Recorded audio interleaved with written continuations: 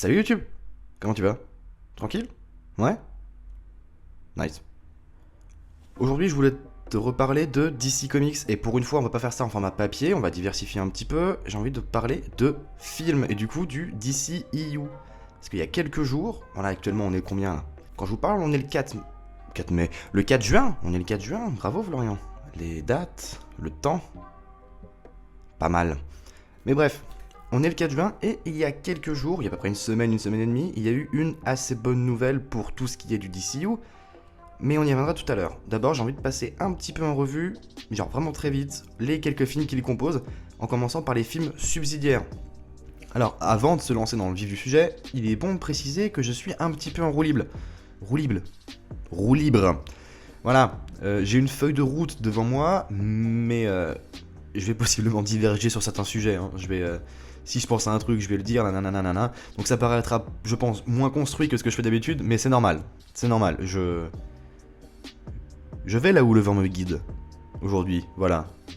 Et le premier, je peux parler de Wonder Woman très vite fait. C'est ce que je trouve être une bonne origin story, même si Ares a une moustache et c'est relativement chelou quand même. Hein. On pourra reprocher peut-être au film de commencer, entre guillemets, un peu trop tard. Peut-être. Mais bon, franchement, moi je trouve pas si mal que ça. Et Gal Gadot est ultra bien castée, je trouve. Elle fait une très bonne Diana. Y a pas à chier. Elle correspond. C'est comme ça. Et faites avec. On a aussi eu Aquaman. Aquaman, c'est une autre histoire quand même. Vraiment. Même si Momoa, comme pour Gal Gadot, est pour moi aussi très bien casté en tant qu'Aquaman. Il change un petit peu physiquement, mais il en fait une très bonne version, je trouve. Et Mera aussi, d'ailleurs. Mera, même si... le rôle de Mera, il est un peu plus complexe, on va dire. Ouais, on va dire ça comme ça. Après, malgré tout, le film, je le trouve quand même relativement long. Et le problème, c'est qu'on le sent surtout. Il dure 2h30 quand même. Et on sent qu'il y a des passages vraiment relativement longs où tu t'emmerdes un petit peu, quoi. T'es devant ta télé, tu fais genre, bah ouais, bah écoute, je vais faire une sieste, quoi. Enfin, c'est... C'est assez étrange. Il est très marvelisé et... Franchement, bon, oui, si, il est marvelisé, on va pas se mentir. Mais il y a juste des moments où c'est très lent, quoi. J'ai l'impression d'être devant Gardien de la Galaxie 2, quoi, et de me faire un peu chier. Un peu moins quand même, mais quand même on se fait chier. À des moments, c'est... voilà. Voilà, hein. Puis t'as le format IMAX aussi qui fout un peu le bordel dans l'image, je trouve, parce que... Il y a des gens comme Nolan qui utilisent beaucoup l'IMAX, mais pas pour tous les plans, et tu le sens pas forcément. Mais là, avec Aquaman, genre... Quand Mera et Arthur sont à Rome, enfin, tout d'un coup, t'as les deux bandes noires sur l'image, et je dis, mais qu'est-ce qui s'est passé, genre? Pourquoi est-ce que je m'en rends compte? C'est que je suis vraiment pas intéressé par ce qui se passe pour me rendre compte que l'image, elle a changé. Ah bon. Voilà, je suis pas là pour critiquer les films, je suis là pour donner un avis très rapide pour l'instant. Et tout ce qui est Suicide Squad, on en parlera à la fin de cette vidéo, parce que c'est un peu relié au sujet principal de ce qu'on va faire aujourd'hui. Donc on en revient à la fin. Et du coup, on va pouvoir s'attaquer à ce que j'appelle la branche principale du DCEU, donc l'histoire centrale, et elle commence avec Man of Steel. Alors, Man of Steel, comme pour Wonder Woman, je trouve que c'est une bonne origin story, franchement, elle est assez clean, le style de Snyder est toujours bien en évidence, et je l'aime beaucoup, enfin Snyder c'est un de mes réals préférés, donc après je suis peut-être pas objectif, mais... J'aime beaucoup l'image et l'identité visuelle que ça a. Il met en place certains éléments pour Batman v Superman, surtout le danger Superman lié à la bataille de fin entre les différents Kryptoniens, donc surtout Zod et Clark. Et surtout, j'aime beaucoup comment les combats sont montrés. Il y a eu beaucoup de films Superman, hein, il y a eu ceux avec Christopher Reeves, il y a eu Superman Returns, même si honnêtement je le trouve vraiment pas fou. Il est quand même présent, mais je trouve qu'il n'y a aucun film qui a su montrer la puissance de Superman comme Man of Steel l'a fait.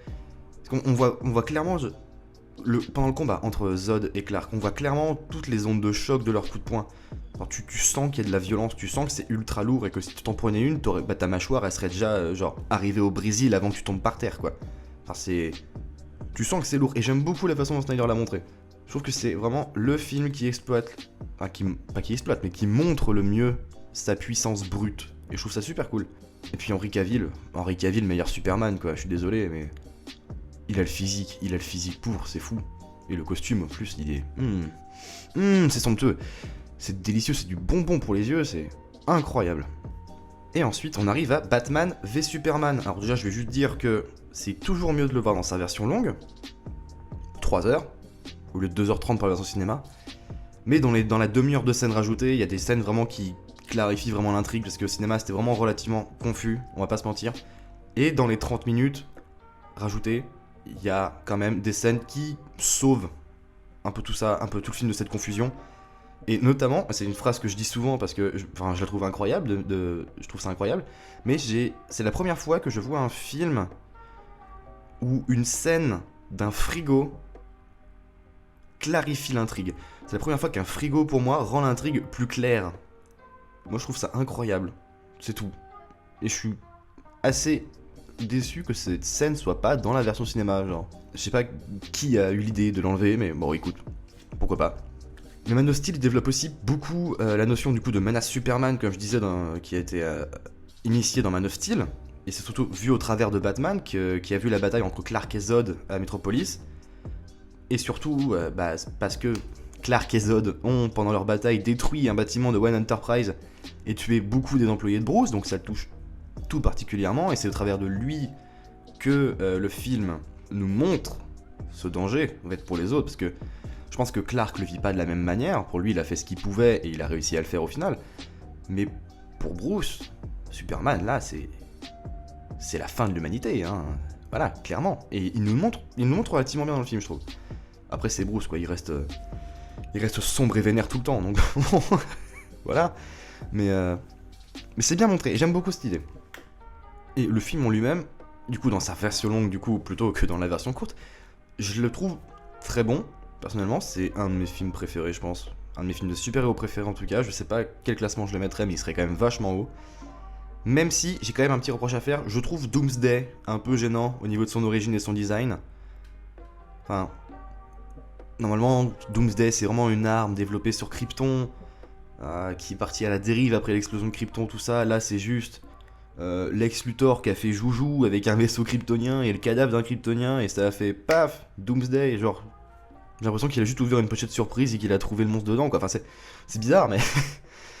mais bon, ça c'est peut-être le truc qui me gêne le plus dans le film, et du coup ça se passe qu'à la fin, donc encore... ça passe. D'ailleurs, en parlant de Luthor, Jesse Eisenberg, incroyable. Super, trop bien. Je suis ultra content, j'adore cet acteur, et je trouve qu'il donne un petit vent frais à Luthor. J'adore ça, vraiment. Et comme Man of Steel, Batman v Superman met en place ce qui aurait dû se passer après Justice League avec le rêve de Bruce. Le rêve de Bruce qui était assez incompris par pas mal de gens, parce que j'en ai parlé avec des gens autour de moi qui n'avaient pas forcément les références pour le comprendre, parce que Snyder il classe beaucoup de références que les gens ne comprendront pas forcément puisque c'est pas des lecteurs assidus.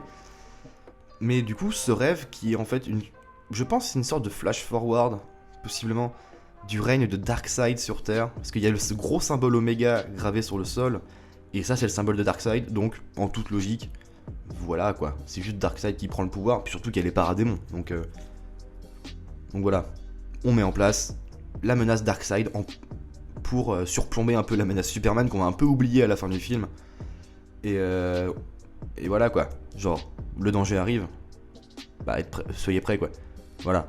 Et j'aimerais faire quelques petites précisions aussi par rapport au film, parce que c'est des arguments qui sont revenus dans mes discussions avec diverses personnes autour du film.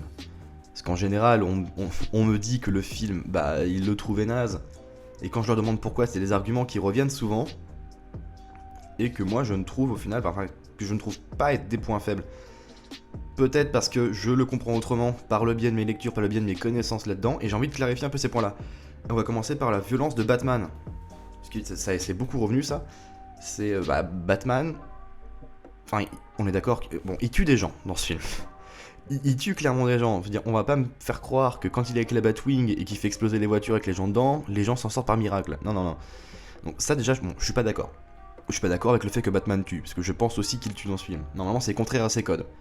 Après Snyder, il adore faire des trucs vraiment bressons, donc je comprends qu'il ait fait ça, mais je suis pas d'accord avec cette idée parce que les codes de Bruce, c'est intemporel, ça devrait être respecté, ce sera respecté après. Mais dans ce film, je sais pas pourquoi il a voulu briser ses codes. Mais bon, Voilà, donc je suis pas d'accord avec le fait qu'il tue, mais c'est pas une raison pour lui reprocher sa grosse violence. Parce qu'en fait, elle est expliquée à travers un tout petit plan. C'est pour ça que je pense que les gens n'ont pas forcément compris. C'est qu'elle expliquait au travers d'un plan dans la Batcave, qui est le costume de Robin tagué par le Joker. Il y a marqué, je crois, qu'est-ce qu'il y a marqué Jokes on You, quelque chose du genre, je crois, à la peinture verte. Et en fait, ce tag sur le costume, il fait référence au comics Death in the Family, qui est le comics où Jason Todd a été tué. Donc Jason Todd, c'est le second Robin, celui qui redeviendra Red Hood par la suite. Je t'en ai parlé dans le premier épisode d'University. Et donc par ce plan, en fait, Snyder nous montre donc qu'il y a déjà eu un Robin derrière. Donc Dick Grayson existe, il est quelque part, sûrement en tant que Nightwing du coup. Et surtout, Jason est déjà mort. Et dans Death in the Family, la mort de Jason, c'est assez... ça change vraiment Bruce. Il est vraiment détruit. Il est vraiment dans le mal après la mort de Jason. Et il devient extrêmement violent. Mais plus qu'avant, en fait, par rapport aux criminels. Du genre, je vais te briser tous les os de ton corps, mais genre juste assez pour que tu restes quand même conscient, en vie, et que tu ressentes bien la douleur pour que tu l'aies bien dans le fion, quoi. Donc voilà, c'est pour ça que Batman est aussi violent. Je ne cautionne toujours pas qu'il tue, mais je comprends sa violence par rapport à ce costume. Et j'espère que maintenant vous le voyez aussi d'une manière différente. Ce serait quand même cool parce que le film vaut le coup. Et la deuxième précision que je voudrais apporter, c'est une scène qui a été, mais alors, moquée partout et qui est citée comme un des plus gros points faibles du film, c'est Martha. Parce que pour moi, enfin pour beaucoup en tout cas, Martha c'est vraiment... Oh mais dis donc, nos mamans elles ont le même nom, viens on devient copains. Hein, ça te dit? Allez on fait comme ça, tac tac, ils se font un petit check puis ils vont prendre une glace quoi. Non, c'est pas ça. Cette scène c'est pas ça. En fait, je pense que quand Bruce entend ce nom, donc déjà, bon certes bien sûr ça lui rappelle sa mère, parce que sa mère c'est quand même une des raisons pour lesquelles il est devenu Batman. Et du coup entendre ce nom, comprendre que c'est la mère de Clark, c'est déjà pour moi une raison d'aller le sauver. Enfin d'aller la sauver pardon. Voilà. Enfin, c'est une raison d'aller sauver Martha. Mais ça lui rappelle aussi du coup son but de protéger Gotham, qui s'est fait après la mort de ses parents. Donc pour moi, à ce moment-là, en fait, Bruce se rend compte que Clark n'est pas du tout l'ennemi, en fait, qu'il a fait de son mieux pendant la bataille de Man of Steel, malgré les destructions qui ont eu lieu, et qu'ils ont tous été bernés par Luthor, et que maintenant il faut lui botter le fion. C'est pas vraiment juste une coïncidence, enfin, il y a la coïncidence, mais il y a plus que ça qui se passe dans la tête de Bruce. C'est pas juste genre, du coup, c'est bon, nos mamans ont le même prénom, je vais l'aider, quoi.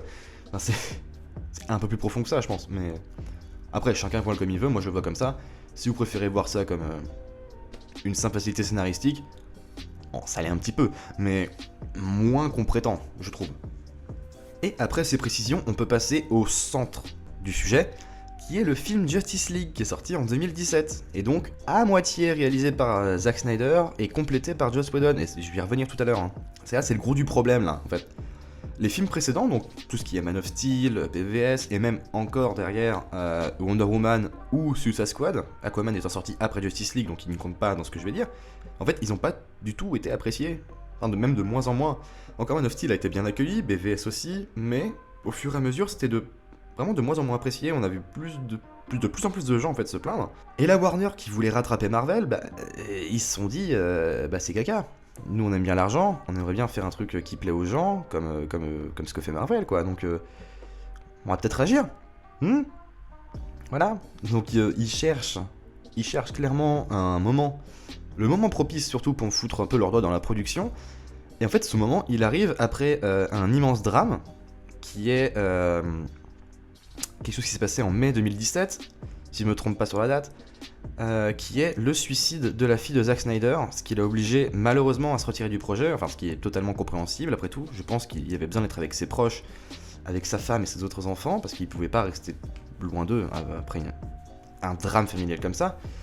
Mais du coup la Warner en fait, ils se sont trouvés sans réal pour le projet, et du coup ils l'ont remplacé par Joss Whedon. Alors Joss Whedon vous le connaissez peut-être parce que c'est le créateur de l'immense série Buffy contre les vampires qu'il faut que vous regardiez parce que c'est un classique, mais qui est aussi réalisateur des 2 premiers Avengers, et qui avait déjà intégré le projet DCU pour créer son film Batgirl, duquel il se retira après Justice League, soi-disant parce qu'il dit quoi, qu'il avait pas d'histoire, c'est ça, pour lui son histoire ne tenait pas debout, mais ça me paraît un peu tiré par les cheveux, enfin, je veux dire, il a créé Buffy quoi, c'est quand même une putain d'histoire, ça me paraît très bizarre qu'il n'y ait pas d'histoire pour Batgirl. Moi je pense qu'il y a d'autres raisons derrière, mais je vais pas m'avancer, hein, je suis pas dans la théorie du complot.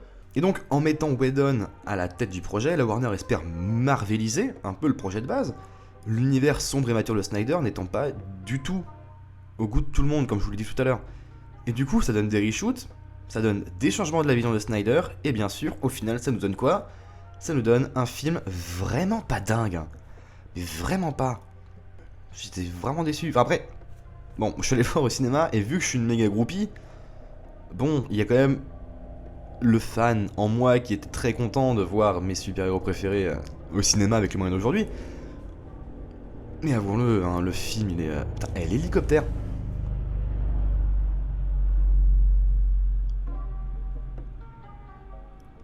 Ça y est, t'as fini? Je peux y aller? Ouais? Manque à cool. Mais du coup, ouais, avouons-le, hein, désolé pour ça, mais... avouons-le, le film, il est pas dingue, vraiment. Enfin, il y a plein de trucs qui vont pas. Et du coup, les fans mécontents, d'ailleurs, dont je fais partie, hein, créeront le hashtag Release the Snyder Cut et feront campagne sur les réseaux pendant près de 3 ans pour avoir la vraie version du film, celle de Snyder, quoi. Celle avec ses idées, avec ce qu'il voulait mettre en place pour la suite, et ce qui aurait été absolument génial. Sauf que du coup, le film est sorti, Snyder apparemment ne donne pas signe là-dessus, même si... Enfin, il ne donne pas de signe. Snyder, si. Mais la Warner laisse entendre qu'ils ne le feront jamais, parce que le film est un échec. Donc, on l'avait un peu dans le fion. Et le 20 mai 2020, miracle. Après une séance de visionnage collectif de Man of Steel avec les fans, organisée par Zack Snyder, ce sacré Zaki lâche une immense bombe. En 2021, HBO Max, la nouvelle plateforme de streaming de HBO, accueillera la Snyder Cut sous le nom sobre et efficace de Zack Snyder's Justice League. Alors, je vais pas m'attarder sur le contexte de pourquoi elle est enfin sortie, enfin pourquoi elle va enfin arriver, qu'est-ce que ça veut dire pour le cinéma et tout ça. Il y a Areno qui a fait une très bonne vidéo avec In The Panda sur sa chaîne sur ce sujet-là, du coup, sur le contexte englobant un peu toute la Snyder Cut. Donc je vous la mets en description, allez la voir. Moi ici je vais m'attarder à ce que le film aurait dû être et sera sûrement en 2021, parce que Snyder est très actif sur le réseau social Vero, lâchant par-ci par-là des petits trucs qui auraient dû être dans le film et qui nous indiquent un petit peu la direction que voulait prendre Snyder et du coup sa vision du film. Donc j'ai passé quelques jours à écumer la page Vero de Snyder pour choper des petites photos, des petites infos par-ci par-là, et je vais essayer de vous énumérer quelque chose qui seront dans le film au final. Mais déjà pour moi, rien que c'est quelque chose, je trouve que ça change le film du tout au tout, donc en espérant que vous partagez vous partagerez mon avis à la fin de cette vidéo, on verra bien, mais c'est parti pour ces petits trucs qui devraient être dans la Snyder Cut et qui n'étaient pas dans la version cinéma. Donc déjà, bien sûr, on aura plus de background pour Aquaman, pour Cyborg et pour Flash, qui sont totalement passés à la trappe dans la cut cinéma. Ça veut dire que pour Arthur, on aurait dû voir, je pense, plus d'Atlantis, peut-être aussi plus de moments avec son père. Pour Flash, je sais que pour Flash, on aurait dû voir Iris West, parce qu'elle est présente dans les trailers, mais bizarrement, on l'a cuté de la version finale, donc c'est bizarre, hein. Donc il y a des scènes avec Iris qui ont été tournées, et je pense possiblement plus de scènes avec son père également en prison, parce que tout ce qu'on a en vrai dans le film sur le background de Barry, c'est on sait que son père est en prison, il va le visiter 2 fois, c'est au début et à la fin du film, et après basta quoi, on s'en fout. Et pour Victor, c'est pas mieux, hein. Cyborg, tout ce qu'on sait, qu'est-ce qu'on sait d'ailleurs de Cyborg, on le voit dans Batman v Superman comment il a été créé, donc grâce à la boîte mère. On voit qu'il est pas très content parce que son père essaie de lui sauver la vie, mais il le comprend pas encore, c'est pour ça. Il a un petit moment avec son père quand il est capturé par Steppenwolf, et c'est tout, ouais, pas beaucoup de background, on parle un peu de sa mère, mais on n'a pas de... Non, voilà, c'est expédié, quoi. C'est ultra expédié, c'est un peu dommage, mais voilà. Donc normalement, on aurait dû avoir plus de background, et j'espère qu'il sera dedans. Et donc, comme je disais, pour Flash, les scènes utilisées pour les trailers qui sont pas dans la version finale seront normalement dans la Snyder Cut, mais il y a aussi d'autres changements un peu plus lourds que ça, on va dire. Genre Steppenwolf dans le film, ce qui se passe à la fin, c'est que il ressent de la peur, ce qui attire les paradémons sur lui, et il arrive à s'échapper in extremis et à retourner, je pense, sur Apocalypse, parce que c'est jamais dit, on dit jamais le mot Apocalypse, donc si ça se trouve, il y en a même pas, hein, mais j'imagine qu'il va là-bas. Mais dans la version Snyder, en fait, Steppenwolf, il est censé mourir des mains de Diana, qui utilise la God Killer pour le décapiter. On peut trouver, donc là, normalement, au montage, je dois vous mettre les concepts que Snyder a montrés. Et surtout, il a utilisé la légende « J'utilise des dieux pour tuer des dieux ». Donc oui, elle aurait dû décapiter Steppenwolf. Et il me semble avoir lu quelque part, alors là par contre ça c'est purement dans mes souvenirs parce que je n'ai pas réussi à retrouver l'article. Il me semble que j'ai vu ça dans un article, mais en fait elle aurait dû couper la tête de Steppenwolf, du coup comme le montrent les images. Mais on aurait dû voir la tête un peu rouler par terre. Jusqu'à ce qu'elle se fasse arrêter par un pied, ce pied appartenant à Darkseid, donc qui révélait enfin Darkseid à la Ligue. Mais après, voilà, comme je vous dis, j'ai pas réussi à retrouver l'article, si ça se trouve, c'est mes souvenirs qui s'en mêlent un petit peu, mais il me semble que c'était dedans. Peut-être que je l'aurai retrouvé au montage, peut-être que je vous mettrai dans la description, je ne sais pas, c'est possible, si ça se trouve non, et si ça se trouve je dis de la merde, mais c'est pour ça que je dis faites attention avec ce que je dis là, c'est pas sûr. Et donc, en parlant de Darkseid, le film il devait avoir Uxas. Alors Uxas, en gros, c'est Darkseid jeune, c'est Darkseid avant qu'il prenne le nom de Darkseid. Et on le sait parce que Snyder, du coup, sur Vero, a mis des images du concept. Alors, je sais pas si c'était une scène finie ou pas, mais en tout cas, c'est une image de Uxas. Et d'ailleurs, la légende de cette image mentionne David Thewlis. Alors, je sais pas comment on dit son nom, hein, mais je vous l'écris là, comme ça, et vous le dites comme vous voulez, moi je le dis comme ça. Mais du coup, cet acteur-là, en fait, vous le connaissez sûrement pour le rôle de Lupin dans les films Harry Potter, mais surtout pour le DCEU, il joue Arès, le dieu de la guerre. Donc, je pense que... Bon, déjà, il y avait Uxas, c'est confirmé, même l'acteur reporter qui est censé le jouer l'a confirmé, donc il sera là. Mais du coup, je pense qu'il y a une possible confrontation, du coup, entre Uxas et Arès, et je suis très curieux de voir ça. Ça a l'air vraiment très sympathique. Et après, autre que Darkseid, il y avait d'autres personnages de prévus, comme Ryan Choi, qui a été utilisé plusieurs fois par Snyder. Donc on a 2-3 images, je crois, sur son profil de Vero qui montrent Ryan, qui bosse à Star Labs, avec Silas, du coup, le père de Victor, Cyborg. Ryan étant, pour ceux qui ne connaissent pas trop, Atom, héros sur lequel est pompé Ant-Man, Atom étant apparu en 1940 et Ant-Man en 1960, dans les années 60, quoi, 62, 63, 62 je crois. Donc voilà, donc vous voyez un petit peu ce qu'il peut faire comme pouvoir.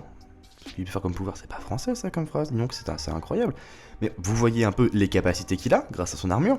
Et le film devait aussi révéler la présence d'un autre membre assez grandiose de la Ligue, on va dire, qui est Martian Manhunter, comme on peut le voir à travers cette storyboard, qui représente donc deux femmes discutant dans un café. Je sais pas qui c'est, ça pourrait très bien être Martha et Loïs ou juste de random, j'en sais foutre rien, pour tout vous dire, là je suis dans le flou par rapport à qui sont ces femmes, mais bref. Donc ces deux femmes discutent, il y en a une qui s'en va, gros plan sur celle qui est restée, changement de visage, elle devient Martian Manhunter. Donc là, big reveal, genre, ouh mon dieu, il est là, incroyable. Et en plus, du coup, par la dernière case, on apprend surtout que, en fait, John, du coup, de son nom, est présent depuis Man of Steel, puisqu'il prend la forme du colonel Swanwick, qui était le colonel qui est Clark à la fin du film pour combattre Zod et les Kryptoniens. Donc en fait, depuis le début, genre, t'as Martian Manhunter dans le coin, quoi. Il est là, puis il regarde tout le monde, tranquille, sans rien faire, quoi. Il observe, posé. C'est assez incroyable, je trouve, de prévoir autant de choses comme ça. Moi, j'adore ce qui se passe. Meilleure vie. Et là, ce que je vais vous dire maintenant, c'est des petites spéculations de ma part. Parce que, voilà, hein, je suis très hypé par ce film. Et du coup, je cherche des petits détails qui pourraient m'indiquer certaines choses. Donc, c'est pas officiellement dit, mais je pense que ce sera possiblement là-dedans. En gros, c'est ça que je dis, quoi. Et donc, petite spéculation. La première, c'est une photo de Batman en costume. Donc, Ben Affleck dans son costume sur un des toits. Je pense que c'est à Gotham. Ça doit être sûrement au moment où les différents membres de la Ligue parlent avec Gordon. Dans la version cinéma. Je sais pas s'il y a en plus de Gordon ou pas. Mais en tout cas, je pense que c'est sur cette scène-là. Et en fait, ce qui m'intéresse surtout, c'est la légende qui dit Richard. Parce que Richard, du coup, on est d'accord pour dire que c'est pas une référence à Bruce, c'est pas une référence à Ben, du coup non plus, hein, c'est pas une référence à l'acteur. Et je pense qu'en fait, Richard renvoie du coup au premier Robin, donc Dick Grayson, parce que Dick, c'est le diminutif de Richard. Donc, est-ce que dans cette scène, de l'autre côté du plan, est-ce qu'il n'y a pas Nightwing tranquille sur le toit et qui parle avec Batman. Est-ce que Snyder avait prévu un Nightwing? Je sais pas, ça a jamais été confirmé. On n'a pas d'acteur qui dit ouais, c'est moi, Judy Grayson, ouais, j'ai un super costume noir et bleu moulant, c'est trop bien. Donc je sais pas, c'est une pure théorie. On verra bien quand le film sortira. J'espère grandement voir Nightwing, j'adore Nightwing. C'est vraiment trop bien. Mais voilà, c'est la seule image qui pourrait indiquer que Dick est présent dans le film. Et ma seconde spéculation, c'est une apparition des Green Lantern. Alors, à l'époque, donc c'était il y a... c'était il y a 1 an et demi, 2 ans peut-être, j'avais cru lire un article qui parlait d'une discussion dans la version Snyder, une discussion entre un Green Lantern, Zeus et Ares.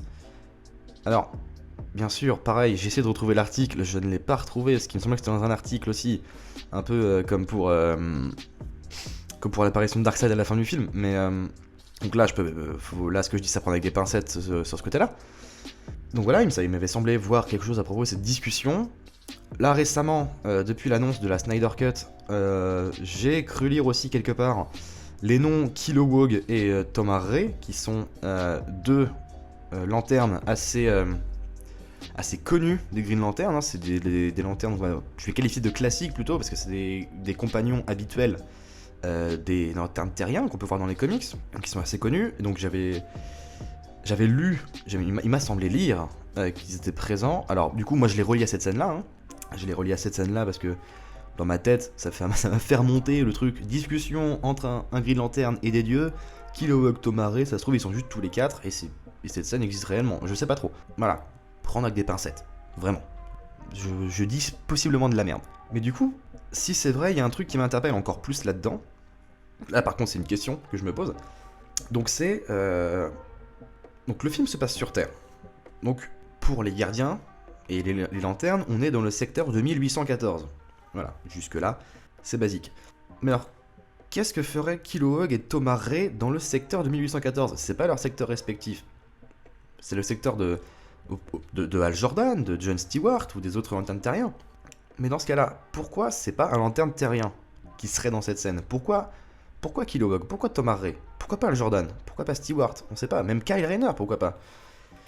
Et même s'il n'y a pas de Green Lantern terrien, parce que c'est peut-être pour ça, parce qu'il n'y a peut-être encore pas de Green Lantern terrien, mais alors dans ce cas-là, pourquoi c'est pas Abin Sur? Parce qu'Abin Sur, pour ceux qui connaissent pas, en fait, c'était le lanterne du secteur de 1814, avant que Hal Jordan ne le trouve à l'article de la mort et qu'Abin Sur lui confie son anneau.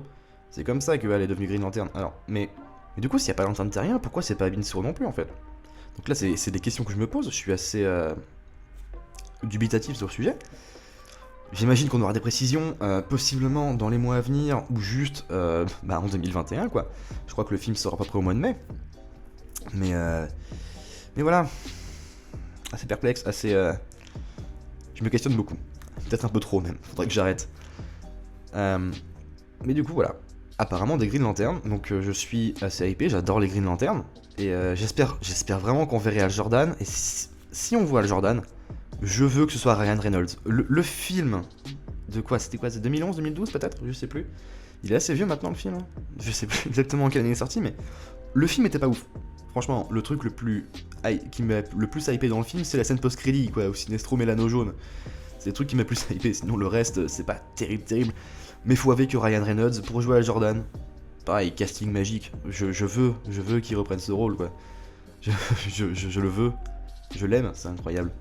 C'est un man crush, je l'avoue. Ah bon, je vais m'arrêter ici pour tous les petits indices. Il y a quand même beaucoup de choses. Hein. Snyder est très actif sur Vero, il balance plein de choses quand il en a envie. Donc voilà, il y a pas mal d'indices qu'on peut trouver. Je vous invite à aller regarder vous-même si ça vous intéresse. D'aller scroller son profil. Entre les petites photos personnelles et d'autres trucs sur lesquels il fait campagne, il y a pas mal de photos de Justice League et de concepts qui auraient lieu dans le film. Donc voilà, si vous êtes curieux, allez-y. Au moins ça vous occupera un petit peu si vous vous faites chier. Donc voilà, je m'arrête là. J'arrête d'essayer de débunker un peu tout ce qui se passe. Mais je vais surtout revenir du coup sur un film que je vous ai dit qu'on reviendra à la fin de la vidéo là-dessus. C'est Suicide Squad. Suicide. Non. Donc Suicide Squad. Voilà. Qui est un film, on va pas se mentir, dégueulasse. Tout bêtement, c'est dégueulasse, hein. Le film est... Je crois que la Warner voulait en faire son Gardien de la Galaxie un petit peu. Sauf que ça marche pas quoi. On nous présente une équipe vendue comme les plus gros méchants, les plus gros badass de l'univers d'ici, et au final ils sont aussi mignons que des poneys. Donc bon, déjà ça s'est raté. Mais surtout, apparemment, genre, le film a aussi été bien tripatouillé. Ouais, tripatouillé ça se dit. Hein. Bref, la Warner a bien mis ses doigts dedans aussi, et apparemment il y a des choses qui ont été quand même relativement changées. Genre, pareil, alors, on prend des pincettes, il me semble que c'est un article que j'ai lu, mais il me semble que le bad guy de Suicide Squad, ça devait pas être Incubus, le frère de l'Enchantress, mais ça devait être Steppenwolf. Et ouais, ça me paraîtrait pas illogique, parce que quand on regarde leurs deux designs, ils sont quand même relativement proches. Donc je pense que, si c'est vrai, Steppenwolf était changé à vraiment très peu de temps du film pour donner Incubus. Quoique, qui sait, hein. Enfin, très peu. Après, il y a des reshoots possiblement pour certaines scènes et tout ça, mais... Voilà, on prend avec des pincettes. Mais du coup, genre, ça aurait pu être le film vraiment... le film qui fait le pont entre BVS et Justice League en présentant Steppenwolf, quoi, et la menace qu'il représente. Et ça, on n'en saura sûrement jamais. Mais, peut-être que si, en fait.